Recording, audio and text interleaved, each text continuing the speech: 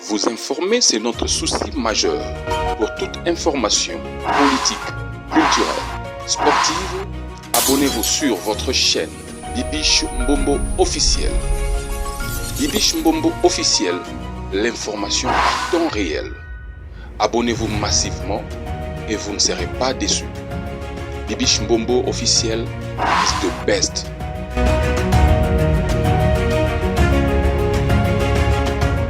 En tout cas, d'être connecté, mes amours, les abonnés de Bibiche Mbombo officiel, est-ce que ça va chez vous? Si ça ne va pas, ça ira par la grâce de Dieu. Vous informer, c'est mon souci majeur. Si vous êtes là pour la première fois, n'hésitez pas surtout de vous abonner, partager, aimer et commenter. Nalingi Bino Atro, Bato Balandaranga partout, dans tous les 4 coins du monde. Nalingi Bino, en tout cas, merci na Bato Bazako Komelangai. Bato pe ba osala ba remarque na bango bato bazo benga pe moi ba remarque Bibiche au moni côté boy ko sala boyete loba boyo en tout cas merci et comme elangai vraiment ça me va droit au cœur ba partage na bino en tout cas bon s'abonner tomatisa tomata vraiment tomata vraiment tout ça l'effort vraiment moi avant ici là toi atteindre nombre à 50 000 abonnés, c'est fort possible avec Dieu.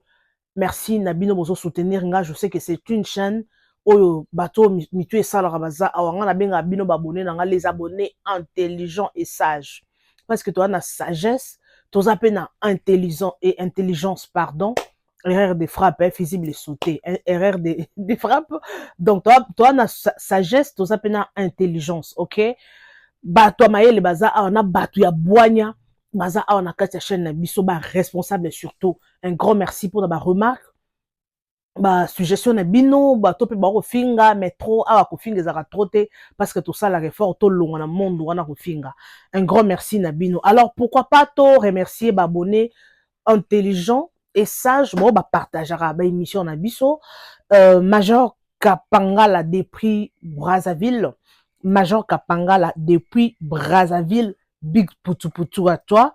Bafan Nyon soit Brazzaville, en tout cas, on a pissé bino ba gros bisous. André Sona, Suzanne Vicente, un grand merci. Et Aimé Kongolo, Max Loufoulou. Ah, toujours présent. En tout cas, vous êtes belé. Franchement, vous êtes belé. Merci. Si on entend qu'il combo na ote, mais merci.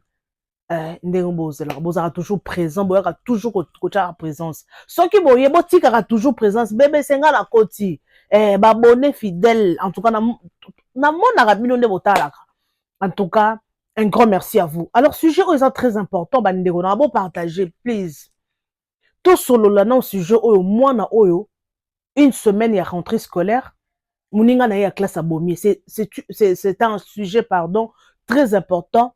Donc on le ba sujet musu eza ba polémique et tout mais o eza ba sujet oyo ezo toucher vraiment vie familiale to le belango ba papa ba maman s'il vous plaît ozana mwana ozana ndeko mwana muki azo kende classe cousin cousine en tout cas to mekano un peu sur la sujet oyo. Alors nazo pesa bino explication selon onga na yoki et puis na rochela bino ba vidéo ya famille ya le dauphin ou tu kotika biso mwana batou basombele fourniture scolaire et que non je vais commencer mes études et tout mwana lelo aza na malili ça fait très mal maman obi que mwana na yo à quelle classe ba ko bengo que mwana no aza so invité ça fait très mal na expliquer bino et puis na rocha ba vidéo OK merci n'oubliez pas de liker let's go mwana o Brian azana maman na bango quand ndenge zalaka baza en famille ça pina baleki na ye et ko sala que mwana oyo na classe na bango Brian bazaka nde bazaka écrite na bango batumbolaka bato donc nde bazaka baza 2 3 bosali mo bloc na bino biso nyonso pe to sala biloko wana ozana mo écrire na bino na classe bozaka toujours close siko bana wana Brian na baninga na batumbolaka mwana wana oyo ya métis wana na évité aza nationalité nini aza indien aza pakistanais aza en tout cas na évité ceux qui boyebi botika na ba commentaire selon onga na yoki OK batumbolaka ye et batumbolaka ye mwana wana alobaka eloko te azaka quiet obika ndeza eza na bana classe mususu soka bandi ko tumbola yo osuka motema boyebi na biso nyonso totanga toyebi na ba classe ezo na mutu moko ana classe za matumboli donc ye bana classe nyonso babanga ke na biso nyonso toleka na betape wana ekosala ke batumbolaki soki badiskitaki soki ndenge nini eleki nango azongi ndako Brian mpe azongi ndako mwana aza bajare ya mwana oyo ya métis wana aza bajare ya bano bazalaka quiet sikoyo bazongi mwana wana c'est sûr je ne sais pas soki batuna une semaine oyo basali na classe wana soki bando tumbole chaque jour I don't know mwana azwi bistouri oyo ezalaka na kati ya compa boyebi na kati ya compa tozalaka na balate tozalaka na banini nzambe totanga mpe kale biloko mpe noyeba lisusu eza na bacompa na bo comprendre ekimi please mamweleke ebele na motu donc na kati ya trousse na ye ya classe wana azaza na babiloko boyebi eloko wana mpe bani ya compa na oyo tobalusaka boye wana ezaka trop tranchant donc c'est ça et comme ça là bazodiscuter mwana tellement aza quiet bazoseke mwana motema esuki motema esuki nde sikoyo azwi sikoyo compa azwi sikoyo bistouri wana azwi achubi mwana wana Brian sikoyo moninga ayaki ko intervenir apekisa ye azwi suna bistouri wana achubi mwana oyo ko intervenir mais sikoyo tellement ya Brian achubaki ye na côté gauche et tout directement na motema tellement eza pointu ekosi na motema et autorité disciplinaire en tout cas enseignant baye baye wana le temps mema mwana na hôpital memi normalement il a fallu meme na mema ye na HJ parce que ça juste en face ya école wana mais mema qui est na Saint-Joseph na Saint-Joseph si bon eza kana bango te faut pas transférer quelque chose comme ça mais quand même qui première soin OK si comme basengi que non il faut pas transfuser mwana parce que asaki hémorragie elekaki ebele nde ba supérieure école babengi maman mwana babengi babi que non mwana il faut pas transfuser soki oko permettre que basalango et la maman alobi que il y a pas moyen parce que bon baza ba témoin de Jéhovah basala makambo wana te jamais bakoki ko transfuser makila alors soko za témoin de Jéhovah tika commentaire wana mais à ce que je sache nayebi ke ba témoin de Jéhovah mingi balinga te ba transfuser bango quelque part bazarana raison tosolongo na kati émission quelque part bazarana ba on a raison na bango quelque part pe ba perdara tout likolo ka kozongisa makila quelque part ba na raison ko boya kozongisa mutu makila na ko expliquer bien na kati ya émission alors sans plus tarder nachi la bino nanu vidéo ya famille comme ça ngana bino to kozonga pour to commenter alright let's go. À tout le monde, vous avez dit que il y a na première rue, comme na première rue, à Kasaki HJ. C'était il y a na Saint-Joseph. Comme na Saint-Joseph, à côté moana na kati hémorragie, tout le monde bon transférer, biso ceux qui a moyen zata, zo monde la bango de façon tout et puis ça mon ambulance qui n'est habité na zana mutuka, to me mamoine. Donc et ça lui biso passe. Donc tout le monde qui rien à couper na HJ. Dans j'étais dans Saint-Joseph.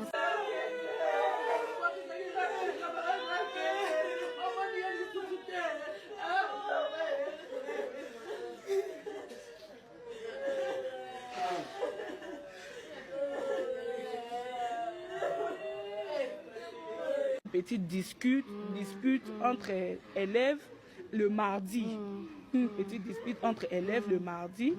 Et puis, mercredi, le criminel en question, parce que moi, je ne l'appellerai jamais un enfant. Ce n'est pas un enfant, c'est un criminel. Mais est-ce que les parents étaient au courant de la dispute en question? Non, parce que sa mère dit que le mardi, après le drame, la dispute en question, lui, il est rentré à la maison comme si de rien n'était. Ils ont joué à la balle, ils ont joué tranquillement. Parce que sa mère a dit que d'habitude, quand il y a une petite dispute, ça fait même pas 2 semaines, c'est une semaine. Donc, une semaine, car les longs des mois, dans la classe. Donc, ils ne se connaissaient presque pas.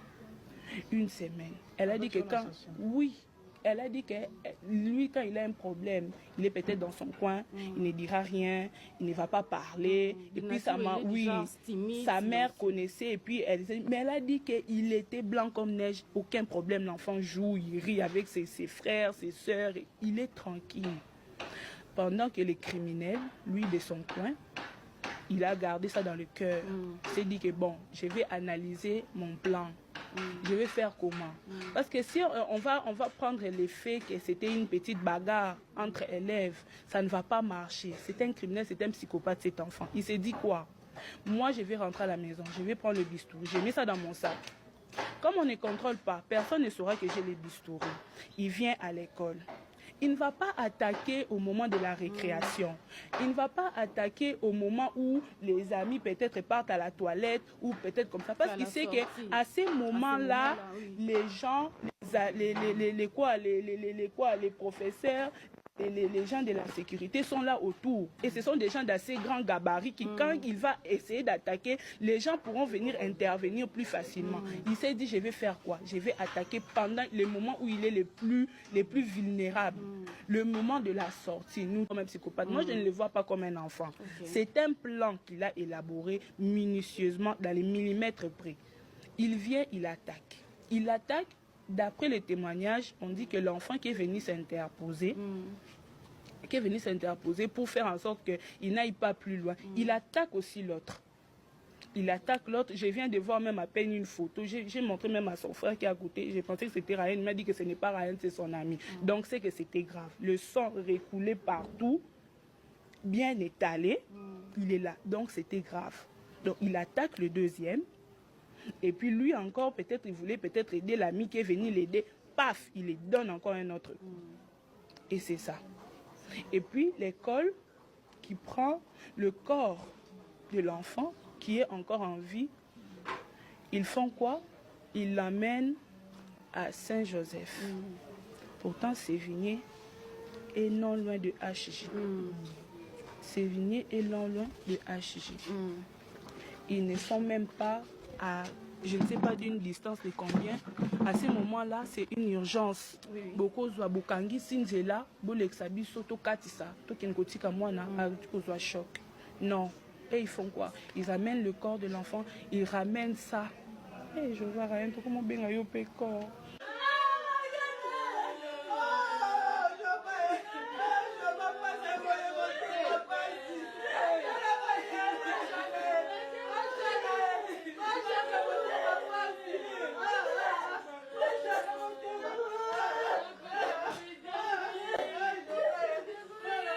Nous sommes où exactement?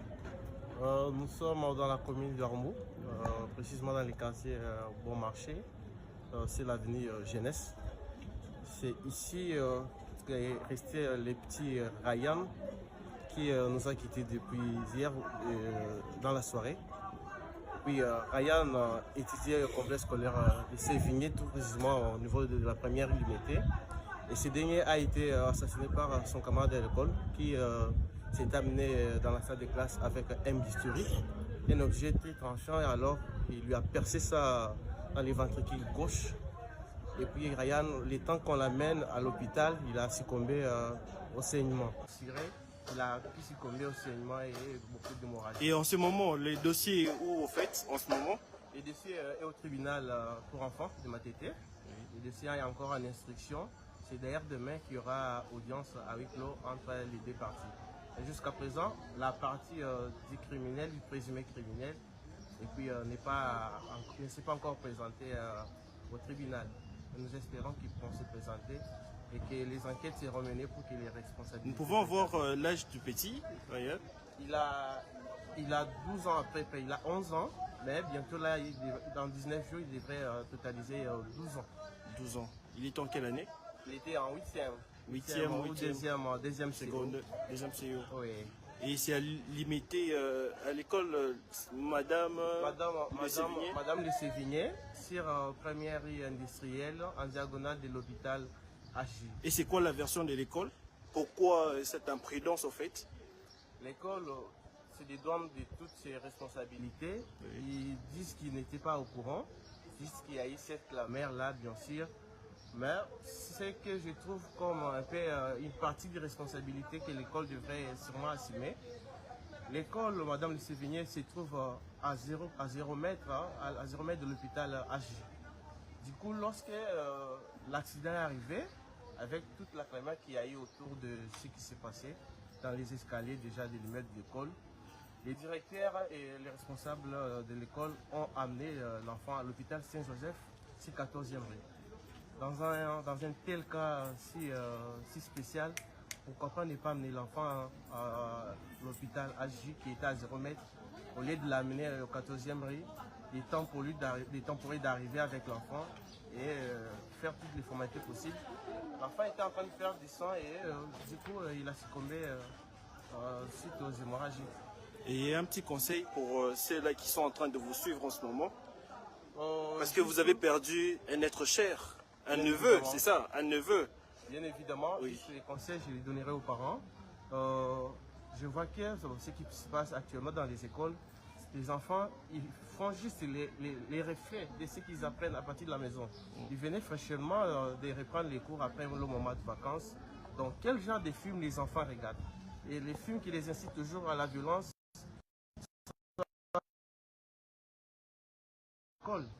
Alors, les parents ont une part de responsabilité de veiller toujours aux histoires, aux films, au théâtre, à tout ce qui est vidéo, tout ce qui est jeu.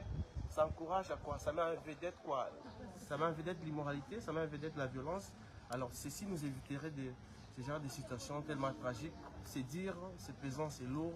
La douleur, pour le moment, il n'y a pas moyen de la digérer si facilement. Merci beaucoup. Mais les gens insistent. Ça s'est produit où? À Bandal ou bien à Limité? C'est à Limité. À Limité, donc première rue industrielle.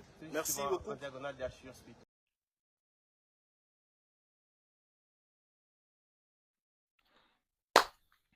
Merci beaucoup en tout cas. Merci de la confiance au Bino Bopé Sangai. Nalingi Bino ya trop, je vous aime, je vous adore, je vous amour. Restez toujours connectés sur votre chaîne Bibi Shumom officiel. J'espère que Bolandi ba audio nyonso wana. La vidéo na cheli Bino ba pese explication kaka presque ne na uti koloba mais ba lobi te ke ba boya ki bazong se makila na vidéo ne ba tuni bango. Ba ça ba témoin de Jéhovah. Alors, les abonnés de Bibi Shumom officiel, to solo là, vous êtes prêts? Au moins marambo oui, ils ont accident salami, mais ce sont des choses ils ont spirituelles.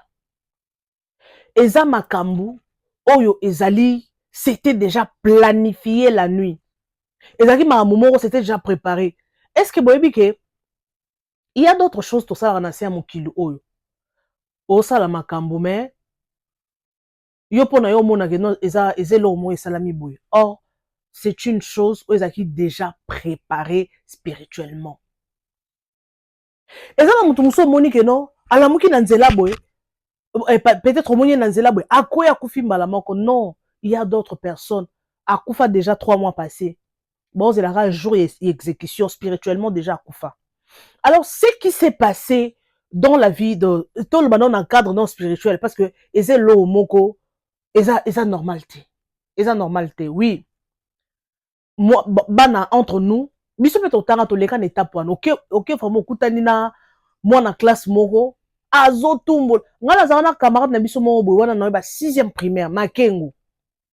Makengo azalaka matumbo li Makengo azaka tala mayanzi na makolo.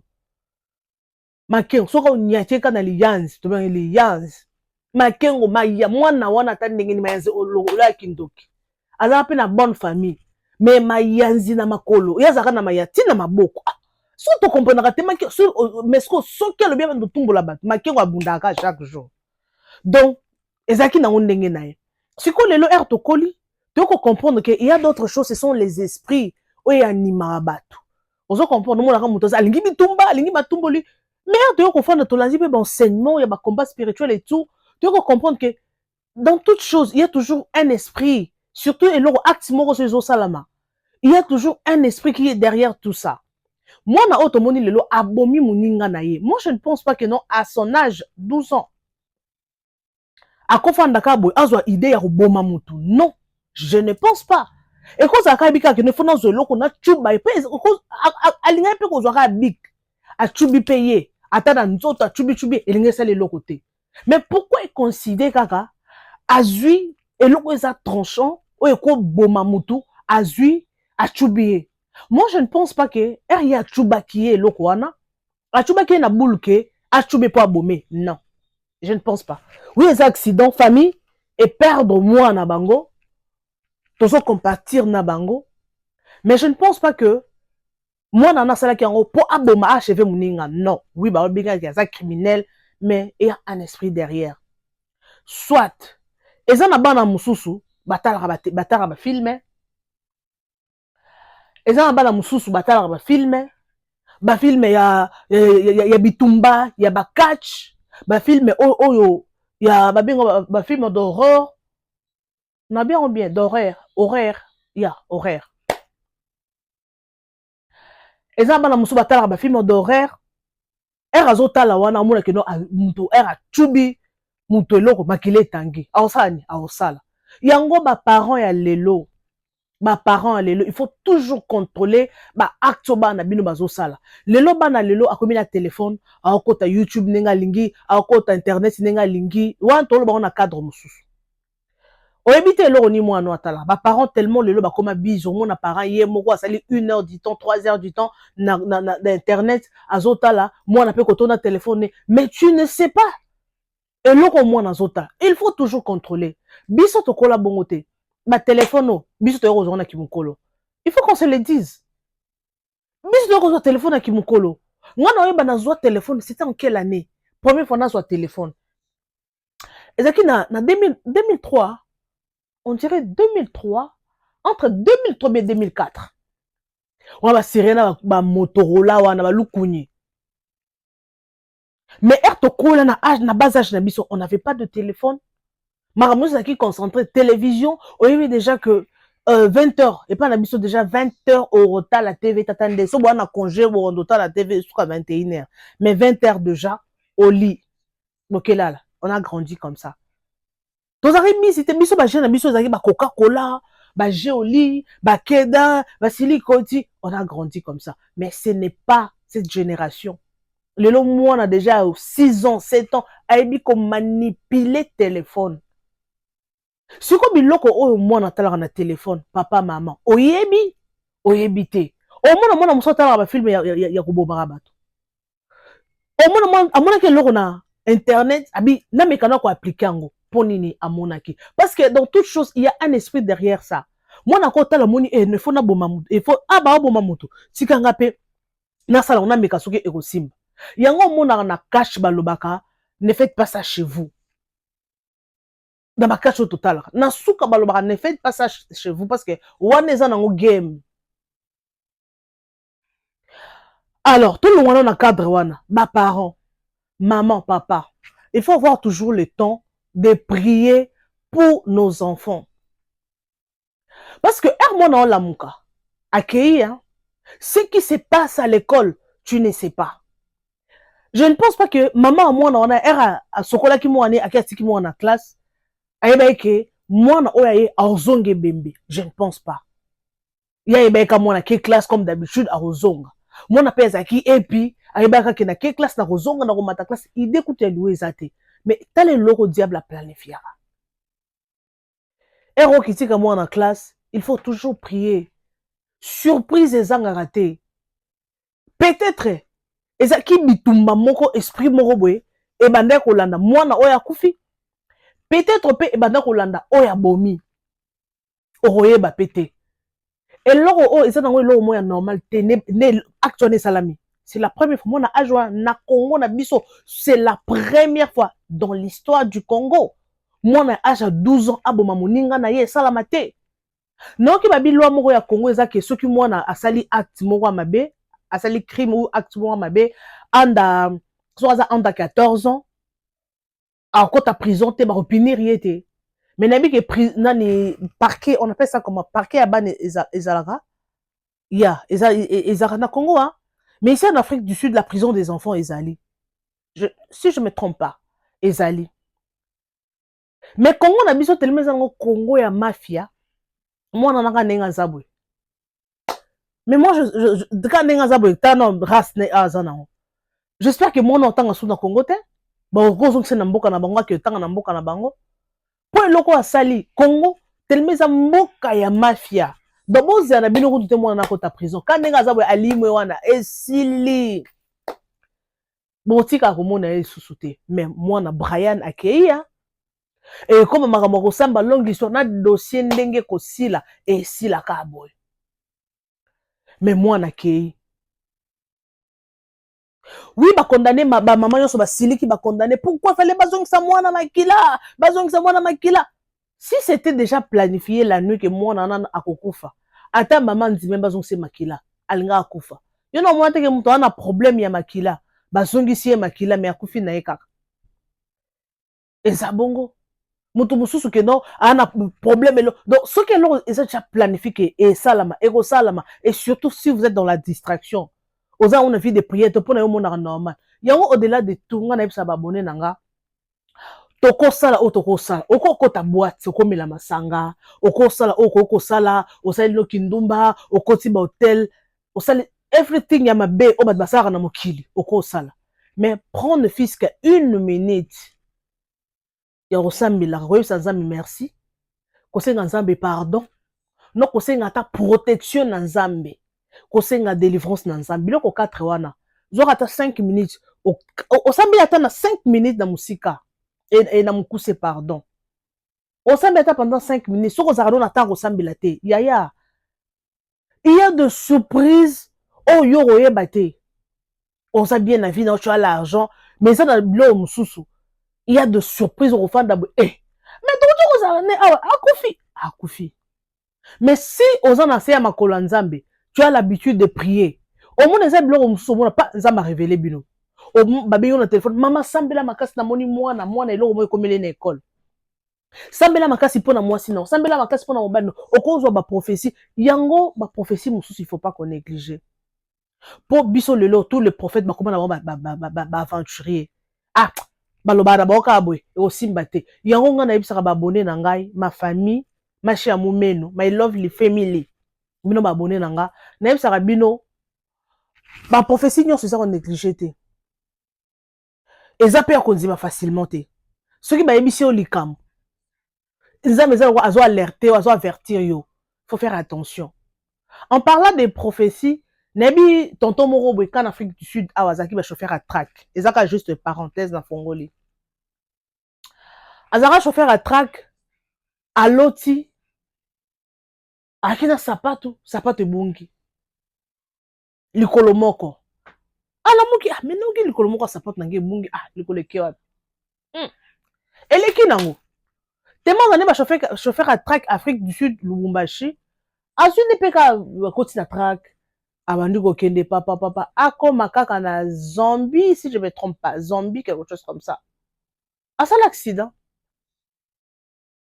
accident track baluka na zamba akata na likolo ti lelo likolo eza ya akata na batie likolo ya protège akomotamba na protège mais soki bayebi so toyeba tomona kaka moto otamba na défaut mais azaka na likolo te alotaka ayekoyeba yango après nalotaka jouana il ne faut pas négliger le songe ba prophétie pe il faut pas qu'on néglige non bon de bino na bolingo nzambe ba abonné nanga awa toloba makambo ya ba sentiment te toloba makambo ya vie makambo sérieux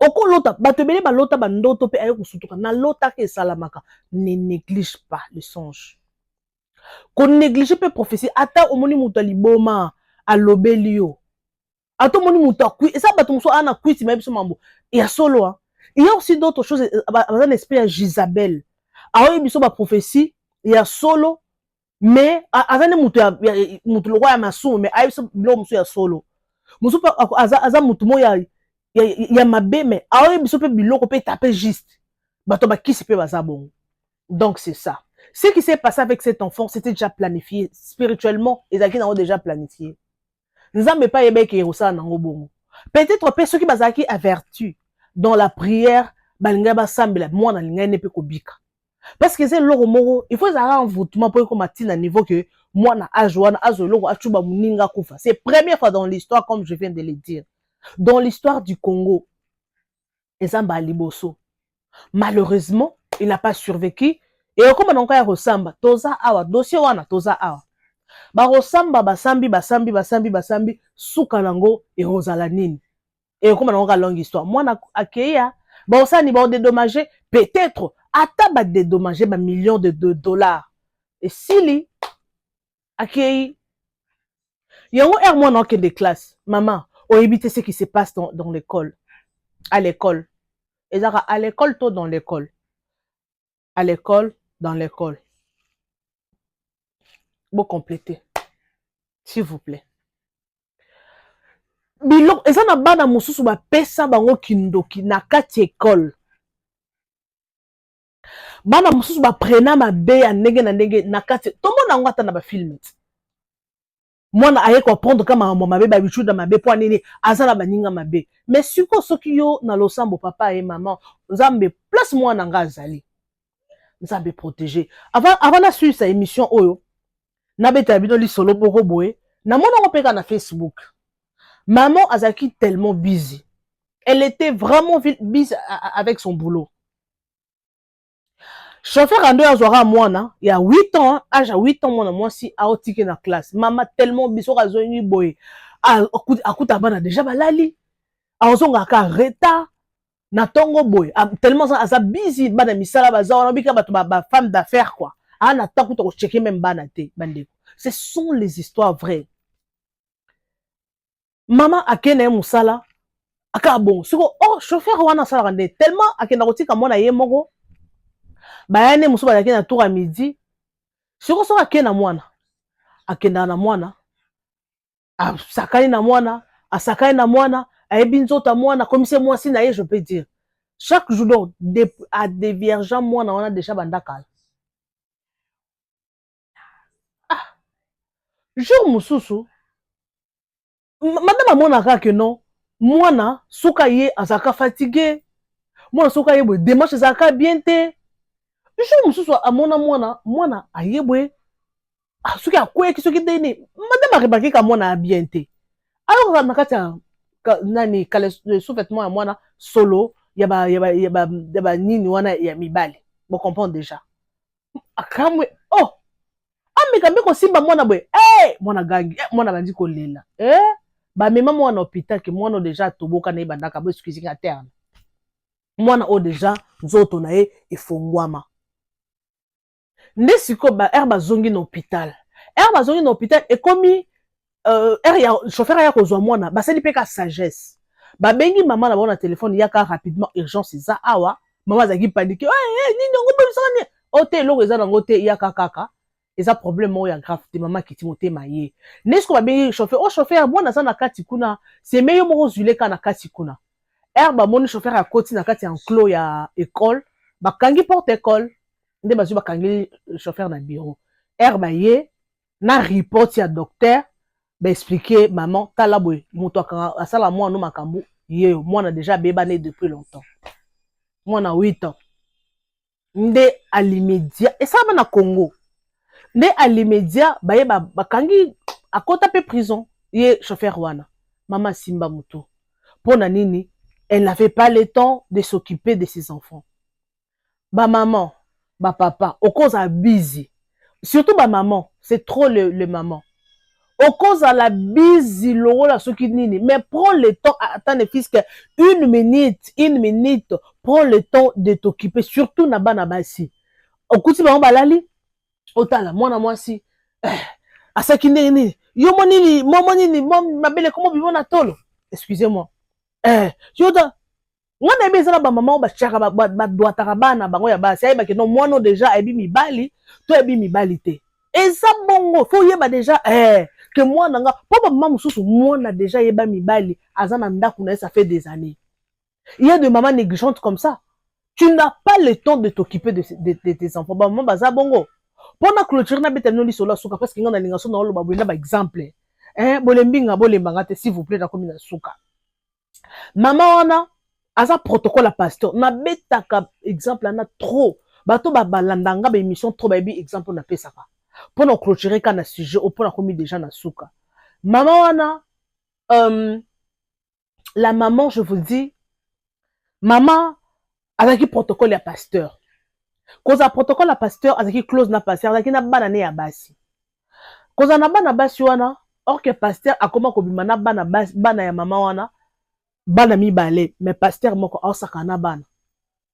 Bana ayeba bango kala yesu des années passées. Donc comment basi na ye? Après quelques temps, tellement comme qui trop abimina abisi okoyebisa mututo abisi okoyebisa mututo. Donc ba yeba na pété. Donc maman zaki kabwe na Bible. Papa, protocole. Papa zoté elle est mouchoir pangusa. Donc maman zaki close à pasteur, zaki quoi secrétaire à pasteur. Maman zaki be marié na mobile, ba non sambelaka na église moko wana. Après quelques temps, je ne sais pas si c'était l'esprit de Dieu. Moi na moko, je moko la musique ba téléphone me saka maman vérité trop c'est trop. Même si maman, t'as pasteur azokanga boye depuis quelle année, ça fait beaucoup de temps dans zoye baté, mais depuis kala, depuis nazaki na âge. Oh, on appelle maman et moi aussi. Banami balé. Pasteur. Maman Simba Moto. Pasteur nini mwela akima Congo tellement et alors déjà ba soupçon de pasteur à 8 mois. Si le zonga Congo moi ce n'est pas landa. Maman Simba Moto. Pourquoi? Maman n'a fait pas eu le temps et rechecker banana ye. Donc tiki bana bana bazala ka bongo tala YouTube kende classe oza bien musika ka bongo. S'il vous plaît, faut prendre soin des enfants. Parce que ceux qui passent comme l'état le lot à maman Simbi Mutu pour nanine. Donc ils ont aucun mot quand on a expliqué mais il faut toujours prendre le temps de prier pour eux. Nous allons protéger bon pour ceux qui passent yo ndo kutu muto ka passe mutaliboso. Biso to kota la kana misu botali et si le kika mawa et suki ka bongo. Mais yo ndo kotika da choc na vie na mobimba. Alors Nzamba Sunga, il faut toujours prier comme je viens de le dire. Nzamba Sunga, biso, bino, en tout cas, tous a toujours prêt. Yako Sunga, bana, bandeko, bana, biso, bandeko, na biso, en tout cas, ça fait du bien. Alors, merci beaucoup. Je vous retrouve next time avec un nouveau numéro. Bisous et bye. Vous informer, c'est notre souci majeur. Pour toute information politique, culturelle, sportive, abonnez-vous sur votre chaîne Bibiche Mbombo officiel.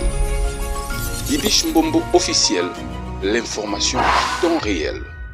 Abonnez-vous massivement et vous ne serez pas déçus. Bibiche Mbombo officiel is the best.